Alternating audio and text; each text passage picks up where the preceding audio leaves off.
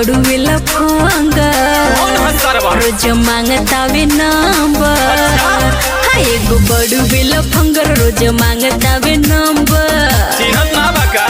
Rifle उठैब करे जा area में भगदड़ हो जाई।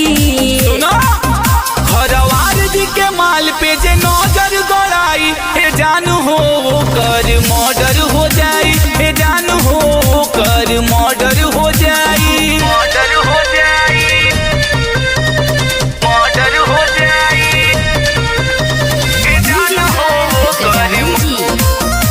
हे जानू हो कर। जल्दी छोड़ा दो कर काटा लेके ना चल। नजर पे चढ़ल बा पगली छूटी जाई ना चल। जल्दी छोड़ा दो कर काटा लेके ना चल। नजर पे चढ़ल बा पगली छूटी जाई ना चल।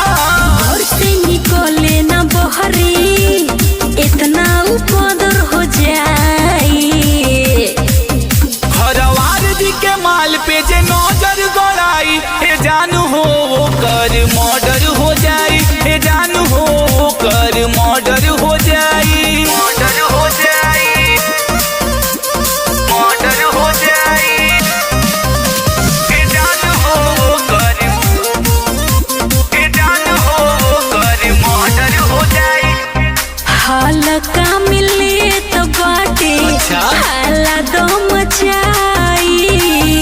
इतना गोली मारब की हो खाना गिनाई। हल्का मिले तो बाटे हाला दो मचाई। इतना गोली मारब की हो खाना गिनाई। संगम प्रेम राजा दो ओकरा के सबक सिखाई। घरवार जी के माल पे जे नजर गड़ाई हे जानू हो कर मर्डर हो जाई। हे जानू हो कर मर्डर हो जाई। Recording by Sai Films Ramkola।